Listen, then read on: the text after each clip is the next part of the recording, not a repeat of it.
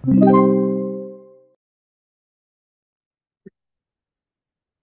magandang araw. So welcome to our episode 22 of Principles of Structural Analysis and Design for Civil Engineering Licensure Examination. So in this particular episode, let's discuss situation number 22. As you can see, the table weighing 420 newtons is to be lifted without tilting by the four forces as shown. So the four forces being mentioned are F1, F2, F3, and P. No? That's this is the weight of the table. We are given the dimension of X, which is equal to 2 meters. So this is 2. And then Y is 2.4. So this is 2.4. Okay, and then you are also given F1 to be equal to 120 newtons. F2 is also given 190 newtons. Ayan. And then yung weight na binigay na 420 newtons. Okay? So for number 1, how much is the force P which should be applied at a distance of 0.5 meters? So ibig sabihin ito daw ay 0.5 for number 1. No? That is 0.5. As you can see kasi sa ibang items, iba na yung value ng A. No? So I just mention it that this is 0.5 for number 1. No? Pinapahanap lang yung force P. Okay, so actually ang unknowns dito is yung T, etong F3. No, yun lang kasi for number 1 we are given that the magnitude of the weight would be 420. Again, if you look at the other problems, no. Sa problem number 2 pinapahanap naman yung maximum weight. Okay? Anyway, um okay, so to solve for the value of T, we can apply summation of forces or summation of moment, whichever, no? However, in this scenario, I would directly apply summation of moment and I will choose this particular axis. Ayan. Bakit? Kasi unknown yung F3, nahanap ko yung T. So para makuha ko agad yung T without worrying about the unknown F3, then mas maganda, gamitin natin tong line na to as our axis of rotation. Okay? So meaning, let's draw that axis. Yan yung axis na yun. Okay? And then for sign convention purposes, I will apply right hand rule or right thumb rule. No? So, di ba sabi sa right thumb rule, ituro mo lang daw yung thumb mo dun sa kung saan yung direction ng positive direction. Tapos, kung ano yung rotation ng iba mo pang kamay, na yun yung ano natin, positive. So, ibig sabihin, itong direction na to, yan yung positive moment. Okay? So, ano-ano yung mga iikot? So, we have, so tawagin ko na lang siguro itong axis na AB. Ayan, no? Taking summation of moment about the axis AB. So, this is for number 1. Okay, and following the right thumb rule, I'll follow the right thumb rule na convention, equals 0. We will have yung F1 hindi iikot, yung F3 hindi iikot, tapos yung weight ay iikot. So yung weight ay ito. Ang moment arm ng weight is this distance. So bali from here up to here. No? Bali itong distance na to. Okay? So that distance is basically just half of 2. No? Kasi yung 2 buong length eh. So kalahati nun is 1. Now for the rotation of our W, pansinin na ang rotation niya pag ganito, which is kabaliktaran nung positive natin. So that's why I will designate this as negative. Okay? And then what else? Of course, yung F2 naman. So yung F2, ang magnitude ay 90. And the moment arm is kung gaano ito kalayo, which is exactly 2 meters. Ayan. And then ang rotation na ipoproduce ng F2 would be the same as our positive. So gagawin natin itong plus. Okay? Ano pa? So yung T, no? Yung T. Ang moment arm naman ng T is just this length, which is 1 meter, plus yung A. So, a total of 1.5, no? Kasi ito ay 1, tapos ito ay 1, ito ay 0.5. So, yung total niyan is 1.5. Ayan. And then the rotation about the axis we are considering is positive. Okay? And I believe that's it, no? All equal to 0. Wala nang ibang iikot. So, ipasok na natin yung value ng weight sa number 1 ay 420 times 1 plus 90 times 2 plus t times 1.5. And from here, we can solve for the required t.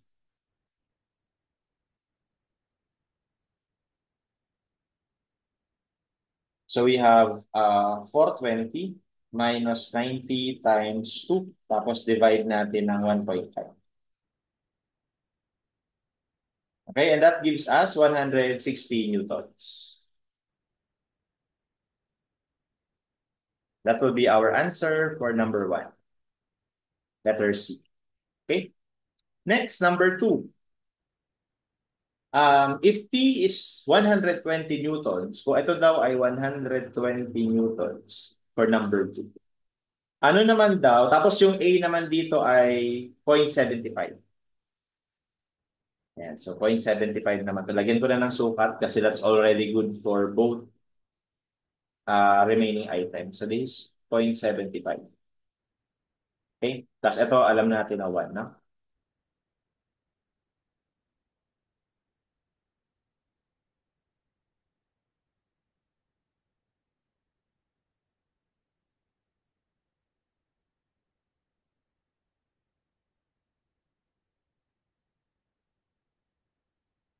Okay? So now, ano daw yung maximum weight? So hinahanap naman natin tong weight. Bali, ito naman yung unknown, no? Ito naman yung given. So, to solve for that, in this scenario, I will still apply summation of moment about this line. Kasi, again, unknown din naman tong F3. And hindi naman natin kailangan yung F3 sa ngayon. Okay?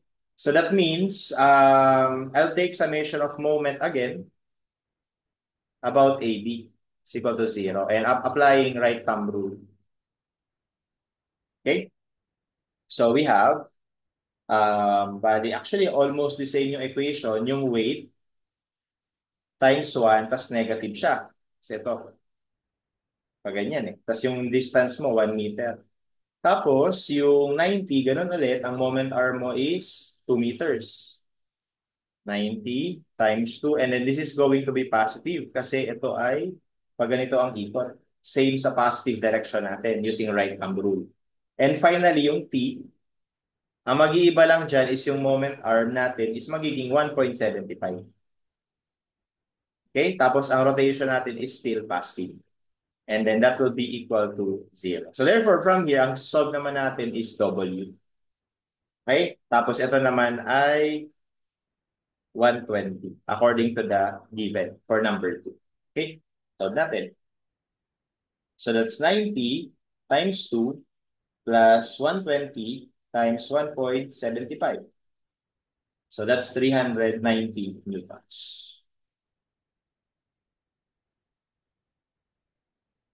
And that will be our answer for number 2. Okay?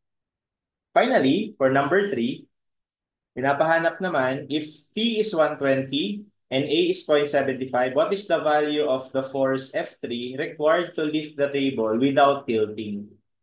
Okay, so dito naman ang worry natin is kung papaano siya na hindi magro-rotate, no? So ito naman yung unknown natin.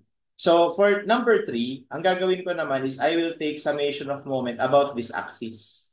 Para ito naman yung mahahanap natin, no? So let's say ito yung axis na yon. Ayan. And then once again, yung positive natin na rotation is ganito pa rin. Yan pa rin yung positive natin na rotation. Okay? So, let's take, so tawagin naman natin yan. Actually, that is already what we know as our y-axis, no? So, let's take summation of moment about y-axis is equal to 0. Let's use right thumb rule for the convention. Ano yung mga iikot? So, unahin na natin si F1, no? 120. Ang moment arm ni 120 galing dun sa yellow na line ay 1 meter. Bali, ito. Yan, no? Ang rotation niya will be negative kasi baliktad dun sa positive natin. So, negative. Next, ito naman, ang moment arm niya ay 1 at ang rotation niya ay positive. Ano pa? yung T, no? Yung T na 120. Ang moment arm naman ng T ay 0.75. Ito. Yan. Tapos ang rotation niya is also positive. Okay? And then finally your F3. So si W hindi iikot dun sa axis na yan, no?